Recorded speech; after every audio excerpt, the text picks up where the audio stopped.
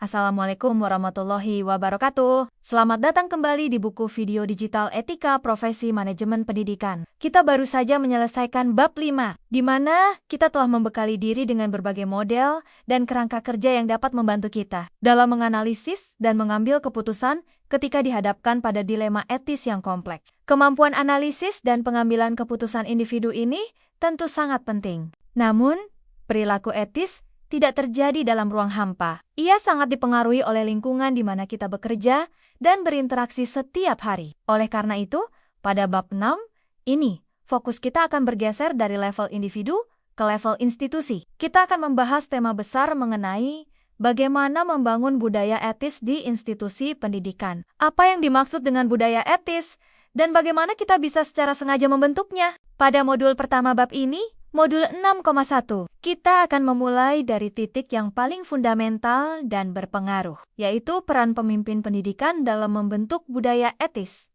Mengapa kita mulai dari pemimpin? Karena di tangan pemimpinlah, entah itu kepala sekolah, rektor, dekan, pengawas, atau manajer di level lainnya, terletak kunci utama untuk mengarahkan dan membentuk karakter etis sebuah institusi. Apa itu budaya organisasi dan budaya etis? Sebelum melangkah lebih jauh, mari kita samakan persepsi mengenai apa itu budaya organisasi atau budaya sekolah. Secara sederhana, budaya organisasi adalah sekumpulan nilai-nilai, keyakinan, asumsi dasar, norma-norma perilaku, tradisi, serta artefak yang dianut bersama dan dipraktikkan oleh anggota suatu organisasi. Yang membedakannya dari organisasi lain, budaya ini seringkali tidak tertulis, namun sangat kuat pengaruhnya dalam membentuk cara berpikir, merasa, dan bertindak orang-orang di dalamnya. Sering digambarkan sebagai kepribadian organisasi atau cara kita melakukan sesuatu di sini. Nah, budaya etis adalah salah satu dimensi spesifik dari budaya organisasi tersebut. Budaya etis merujuk pada suatu kondisi di mana nilai-nilai dan prinsip-prinsip etika tidak hanya tertulis di atas kertas, tetapi benar-benar tertanam kuat, dihayati secara luas oleh anggota organisasi, dan secara konsisten tercermin dalam perilaku sehari-hari, pengambilan keputusan, serta sistem dan proses yang ada di institusi tersebut. Dalam budaya etis yang kuat, melakukan hal yang benar adalah norma yang diharapkan, didukung, dihargai, sementara perilaku tidak etis tidak ditoleransi. Mengapa peran pemimpin begitu krusial? Fenomena tone at the top dalam pembentukan budaya organisasi, termasuk budaya etis. Peran pemimpin puncak memegang posisi yang sentral dan sangat menentukan. Ada istilah yang sangat populer dalam studi manajemen dan etika bisnis, yaitu tone at the top, yang secara harfiah berarti nada dari puncak. Maknanya adalah bahwa sikap, perkataan, perilaku, dan prioritas yang ditunjukkan oleh para pemimpin puncak akan memberikan nada atau warna etis bagi keseluruhan organisasi. Mengapa peran pemimpin begitu krusial? Penentu visi dan nilai. Pemimpinlah yang memiliki wewenang dan tanggung jawab utama untuk merumuskan, mengartikulasikan, dan mengkomunikasikan visi serta nilai-nilai inti yang ingin dijunjung tinggi oleh institusi, termasuk di dalamnya nilai-nilai etis. Pemimpin mendefinisikan apa artinya menjadi institusi yang beretika dalam konteks mereka. Model perilaku utama. Ini mungkin mekanisme pengaruh yang paling kuat. Semua mata tertuju pada pemimpin. Staf, siswa, bahkan orang tua akan mengamati dengan cermat bagaimana pemimpin bertindak dalam berbagai situasi. Bagaimana ia memperlakukan orang lain, bagaimana ia membuat keputusan sulit, bagaimana ia merespons tekanan, bagaimana ia menangani kesalahan, bagaimana ia menggunakan sumber daya. Perilaku nyata pemimpin ini jauh lebih berpengaruh daripada pidato atau slogan tentang etika. Jika pemimpin menunjukkan integritas, keadilan, dan kepedulian, nilai-nilai itu akan lebih mudah diadopsi oleh bawahannya. Sebaliknya, jika pemimpin menunjukkan perilaku sebaliknya, semua program etika akan terasa hampa. Komunikator ekspektasi etis. Pemimpin secara terus-menerus, baik formal maupun informal, mengkomunikasikan pentingnya etika dan standar perilaku yang diharapkan. Ini bisa melalui pidato saat upacara, arahan dalam rapat staf, isi buletin sekolah, percakapan pribadi, atau bahkan melalui cerita dan simbol yang digunakan. Frekuensi dan konsistensi komunikasi ini mengirimkan pesan kuat tentang prioritas etika. Alokator sumber daya. Keputusan pemimpin mengenai alokasi anggaran, waktu, dan perhatian juga mengirimkan pesan kuat tentang apa yang dianggap penting. Jika pemimpin mengalokasikan sumber daya yang cukup untuk pelatihan etika, pengembangan kebijakan, atau program-program yang mendukung keadilan dan kepedulian, ini menunjukkan komitmen nyata. Sebaliknya, jika isu etika selalu dikesampingkan karena tidak ada anggaran atau tidak ada waktu, maka pesannya adalah etika tidaklah sepenting itu. Arsitek sistem dan struktur.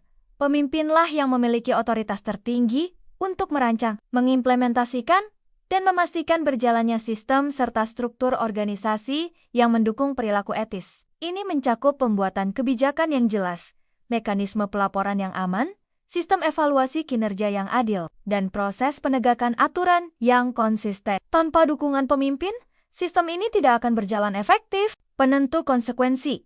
Bagaimana pemimpin merespons perilaku etis maupun tidak etis sangat membentuk persepsi staf tentang apa yang dihargai dan apa yang tidak ditoleransi dalam organisasi. Memberikan pengakuan atau apresiasi bagi tindakan berintegritas. Dan sebaliknya, secara konsisten dan adil menindaklanjuti pelanggaran etika akan memperkuat norma-norma etis. Membiarkan pelanggaran etika tanpa konsekuensi, terutama jika dilakukan oleh orang penting atau orang dekat, adalah cara tercepat untuk merusak budaya etis. Pencipta keamanan psikologis, pemimpin yang etis, menciptakan lingkungan kerja di mana orang merasa aman secara psikologis untuk berbicara jujur, mengakui kesalahan, menyuarakan keprihatinan etis, atau bahkan menantang keputusan pemimpin tanpa takut akan dihukum, dipermalukan, atau dibalas. Keamanan psikologis ini sangat penting untuk mendorong transparansi, pembelajaran, dan pencegahan masalah etis yang lebih besar. Tindakan nyata pemimpin dalam membentuk budaya etis. Jadi, apa saja tindakan konkret yang bisa dan harus dilakukan oleh seorang pemimpin pendidikan untuk secara aktif membentuk budaya etis di institusinya? Merumuskan dan mengkomunikasikan visi dan nilai etis.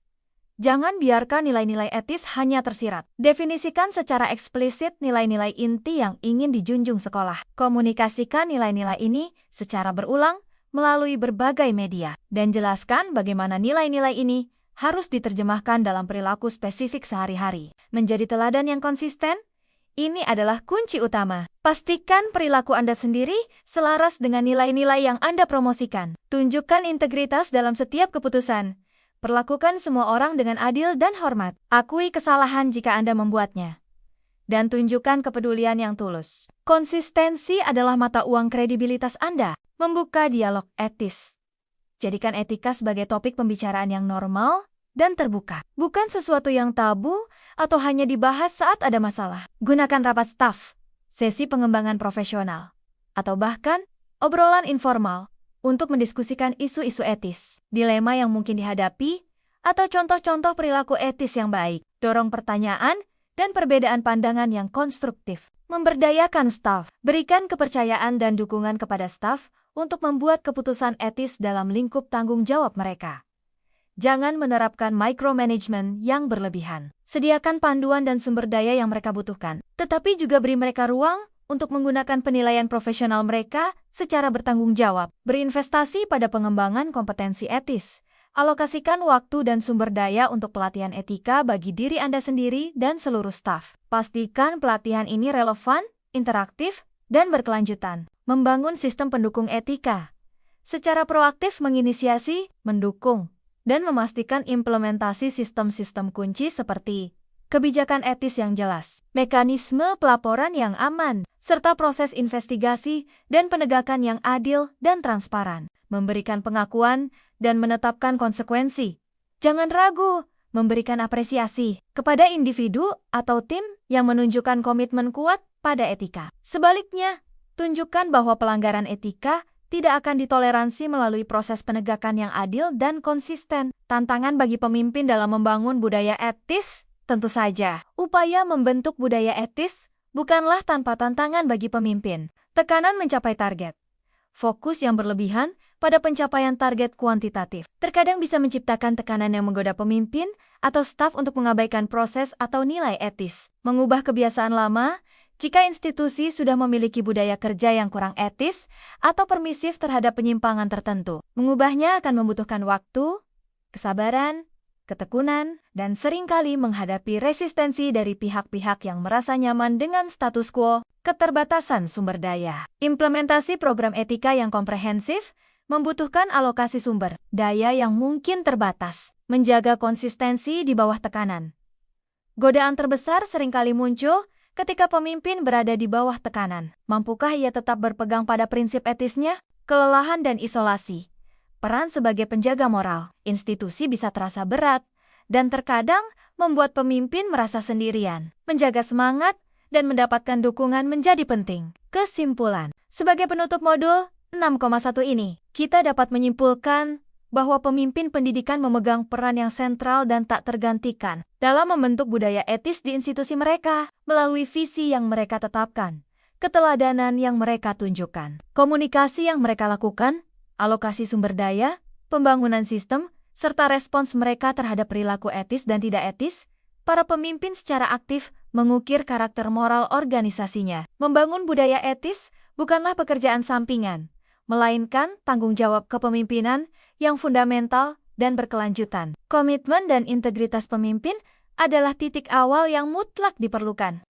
Pada modul berikutnya, modul 6.2, kita akan membahas secara lebih detail mengenai strategi-strategi implementasi dan sistem-sistem konkret yang perlu dibangun oleh pemimpin untuk mewujudkan visi budaya etis tersebut menjadi kenyataan di seluruh lini institusi. Terima kasih atas perhatian Anda.